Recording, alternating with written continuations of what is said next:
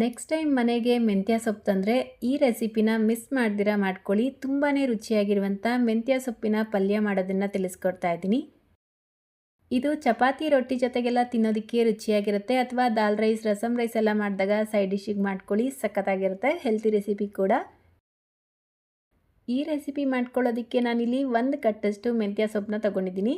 ಮೆಂತ್ಯ ಸೊಪ್ಪನ್ನ ನೀಟಾಗಿ ಕ್ಲೀನ್ ಮಾಡಿ ತೊಳೆದು ಸಣ್ಣ ಸಣ್ಣದಾಗಿ ಕಟ್ ಮಾಡಿ ತೆಗೆದಿಟ್ಕೊಳ್ಳಿ.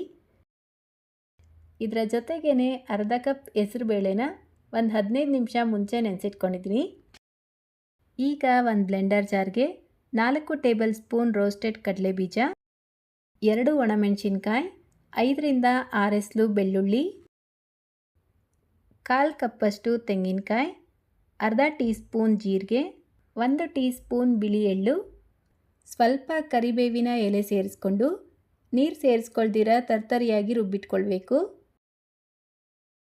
ಈಗ ಒಂದು ಪ್ಯಾನ್ಗೆ 3 ಟೇಬಲ್ ಸ್ಪೂನ್ ಎಣ್ಣೆ ಸೇರಿಸ್ಕೊಂಡು ಅರ್ಧ ಟೀ ಸ್ಪೂನ್ ಸಾಸಿವೆ, 1/4 ಟೀ ಸ್ಪೂನ್ ಜೀರಿಗೆ, ಸ್ವಲ್ಪ ಇಂಗು ಪೌಡರ್ನ ಸೇರಿಸ್ಬಿಟ್ಟು ಸಣ್ಣದಾಗಿ ಕಟ್ ಮಾಡ್ಕೊಂಡಿರುವಂಥ ಮೀಡಿಯಮ್ ಸೈಜ್ದು 2 ಈರುಳ್ಳಿನ ಸೇರಿಸ್ಕೊಂಡು ಈರುಳ್ಳಿ ಟ್ರಾನ್ಸ್ಪರೆಂಟ್ ಆಗೋವರೆಗೂ ಫ್ರೈ ಮಾಡ್ಕೊಳ್ಬೇಕು.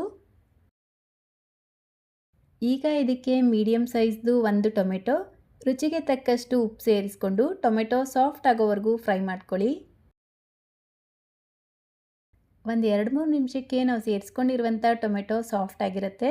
ಈಗ ಗ್ಯಾಸ್ ಫ್ಲೇಮ್ನ ಕಡಿಮೆ ಇಟ್ಕೊಂಡು 1/4 ಟೀ ಸ್ಪೂನ್ ಅರಿಶಿನ, ಅರ್ಧ ಟೀ ಸ್ಪೂನ್ ಅಚ್ಕಾರದ ಪುಡಿ, ಅರ್ಧ ಟೀ ಸ್ಪೂನ್ ಧನಿಯಾ ಪುಡಿ ಸೇರಿಸ್ಕೊಂಡು ಮಿಕ್ಸ್ ಮಾಡ್ಕೊಳ್ಳಿ.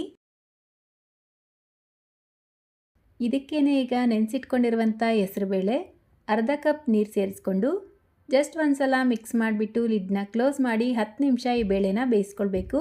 ಇನ್ ಬಿಟ್ವೀನ್ ಬೇಕಿದ್ರೆ ಮಿಕ್ಸ್ ಮಾಡ್ಕೊಳ್ತಾ ಬೇಯಿಸ್ಕೊಳ್ಳಿ.